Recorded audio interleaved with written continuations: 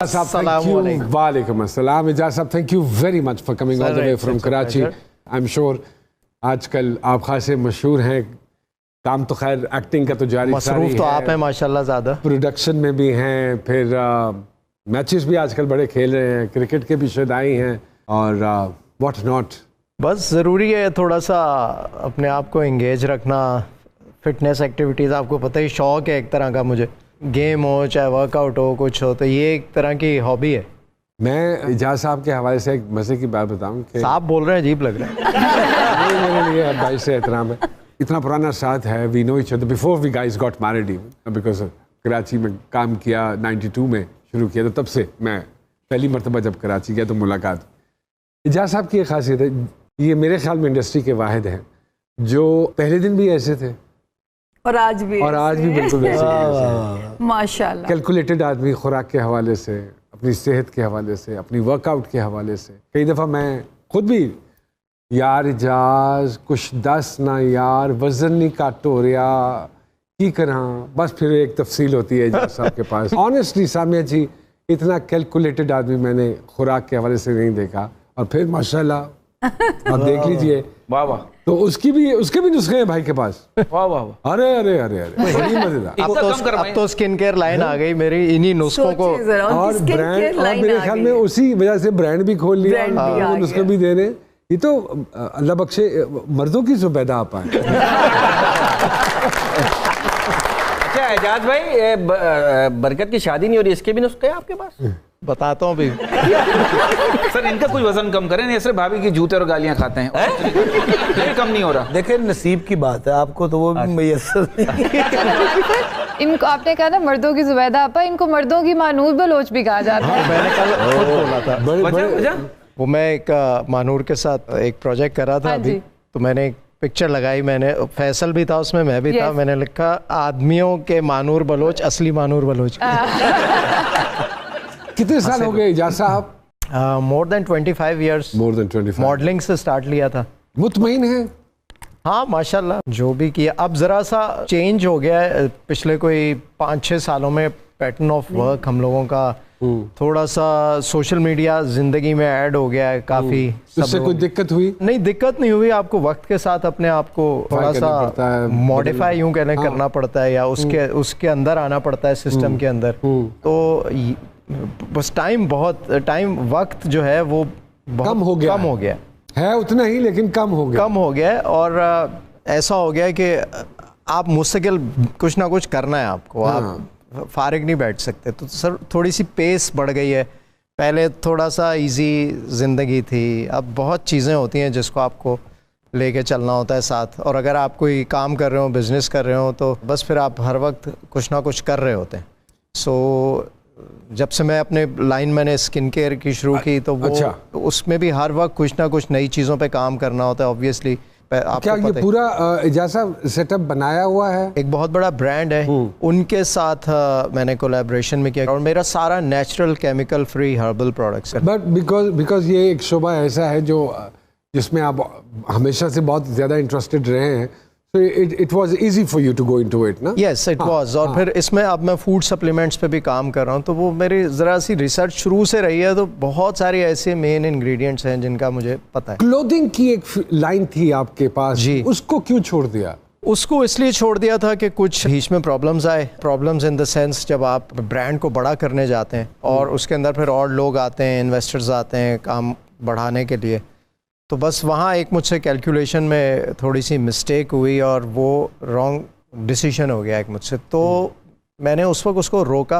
मैंने ये सोचा कि ब्रांड की रेपुटेशन ना ख़राब हो, तो उसको यहाँ रोक देता हूँ। अब मैंने रिसेंटली जब अपनी स्किन केयर लाइन लॉन्च की, तो ऑनलाइन है बेसिकली, तो उसमें फिर मैंने कहा अब ये चीज़ें ऐड करता जाऊँगा। तो दोबारा से मैंने उसमें क्लोथिंग शुरू कर दिया। हाँ, शलवार कमीज़ वगैरह से शुरू किया। अब मेरा इरादा है मैं एक्सेसरीज़, फ्रेगरेंसेज और इन चीज़ों में उसी ऑनलाइन बिजनेस को एक्सपेंड कर। और प्रोडक्शन भी आप साथ साथ प्रोडक्शन भी कर रहे हैं। प्रोडक्शन को एक साल पैसे, हालांकि अपने ही दोस्तों के पास आपके फंसे हुए हैं। बिल्कुल ऐसे ही है। हाँ। आपको तो पता ही है, आपके खुद फंसे हुए। फैसल कुरैशी साहब के साथ बहुत ज़्यादा दोस्ती यारी है आपकी, बहुत चोली दामन का साथ है, जैसे हमारे उज़मी भाई और बरकत साहब का बहुत गहरा एक ताल्लुक है। खुराक वो खाते हैं और लगती उनको है। नहीं सर, बरकत नाम उनका है इधर, बड़ी उधर हुई है। तो फैसल साहब के साथ भी इसी तरह अरसा गुजर गया। फैसल के साथ बहुत अच्छी दोस्ती है, क्योंकि हमने इत्तेफाक ऐसा है कि सबसे ज़्यादा अगर मैंने किसी के साथ प्रोजेक्ट किया तो फैसल के साथ किया। वो जब काम अपहरवा कितना, और एक हमने सिटकॉम होता था हमारा मैं और तुम, वो कोई 3-4 साल चला है बस। उसके बाद फिर हमने वो ऐसा एक ब्रांड बन गया था कि उसके बाद फिर सीरियस प्रोजेक्ट्स भी हमने काफ़ी सारे साथ किए। ट्रैवल भी अक्सर कुछ चीज़ें हो रही होती हैं, अवार्ड्स हो गए, इवेंट्स हो गए। मोटरसाइकिलिस्ट भी हैं भाई साहब। बिल्कुल, वो भी साथ साथ वो भी शौक पाला हुआ है। पूरा ग्रुप निकलता है सर रात में वहाँ। हाँ जी, लेफ्ट हैंड से। और नहीं, दिन में भी निकलता है, लेकिन रात में ज़्यादा थोड़ी है। फातिमा जी कुछ कहना चाहते हैं? सलमान सर, आपने फैसल कुरैशी सर की बात की है, पिछले दिनों उन्होंने ट्वीट किया हुआ था कि अल्लाह इन जैसा दोस्त सबको दे, तो ये क्या स्टोरी है उस ट्वीट की? बस वैसे ही उसने भी अपना एक ब्रांड लॉन्च किया है, तो अब जब कोई दोस्त यार लॉन्च करता है कोई चीज़, तो हमारा फ़र्ज़ बनता है कि हम उसको सपोर्ट करें। इस वजह से फैसल ने लगाया था कि मैंने उसको यही कहा, मैंने कहा भाई फुल सपोर्ट, जहां मैं अवेलेबल हूं और जहां तुम बोलोगे हाजिर हूँ। तो वो उसने कहा यार ये बहुत, क्योंकि जब हम करते हैं कोई चीज़ लॉन्च तो फिर उस वक्त बहुत सारे लोगों का पता भी चलता है, तो ये दोस्ती होती है। मैं और नुमान जो है वो मिलते बहुत कम है, लेकिन मोहब्बत और प्यार ऐसा है, अब जैसे ही मैं इसको मैसेज करूंगा ना, ये कह के मारता हुआ वॉइस नोट आता है। क्या बात है एजाज भाई, मोहब्बत किस हद तक करते हैं और नफरत किस हद तक करते हैं? नफरत नहीं करता, मैं साइड पे हो जाता हूँ। मोहब्बत किस हद तक करते हैं, चलें ये बताएं। मोहब्बत ही मोहब्बत है भाई। आप किस हद तक महसूस कर रहे हैं? लेकिन एजाज सर, आप मैसेज का रिप्लाई अगर आपको कोई ना करे तो फिर उसका इजहार आप कैसे करते हैं? देखें, ये भी एक मोहब्बत होती है ना दोस्तों से। अगर आप किसी से कोई बात कर रहे हैं, पूछ रहे हैं, और वो जो है आपको लगे कि इग्नोर कर रहा है, तो आप कहते हैं यार दोस्त है मेरा, मैं इससे शिकवा तो कर हर एक से नहीं करता। मुझे ऐसा लगता है मुखलिस दोस्त के अंदर इतना प्यार छुपा हुआ होता है जितना ख्वाजा सरा के अंदर डांस है। एक छोटी सी ब्रेक लेते हैं और ब्रेक के बाद दोबारा जी सरकार में हाजिर होते हैं। एजाज असलम साहब हमारे साथ मौजूद हैं, कहीं मत जाइएगा।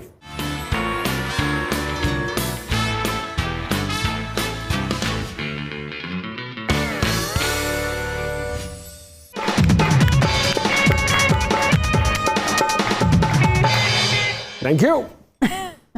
जी सरकार में एजाज असलम साहब। एजाज जी, जब काम शुरू किया था हमने अर्ली 90s में, और अब अगर हम देखें तो क्या फ़र्क महसूस होता है आपको?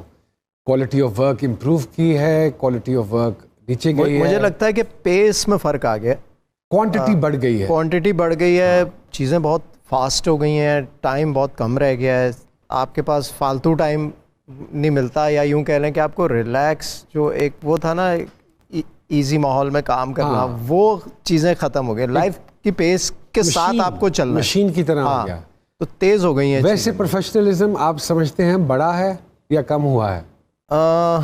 दोनों चीज़ें, बड़ा भी है और कम भी हुआ है। कई जगह पे बड़ा है, कई जगह पे कम हुआ है। जो लोग ज़रा थोड़ा अरसा पहले आए हैं वो अभी भी काफ़ी प्रोफेशनली काम कर रहे होते हैं। जो बिल्कुल रीसेंट, उसमें कुछ एक परसेंटेज ऐसी है लोगों की, थोड़ा सा उनको टाइम लगेगा उस सही जगह पर आने में, जहाँ पर आपको ये लगे कि यार ये प्रोफेशनली काम कर रहे हैं, या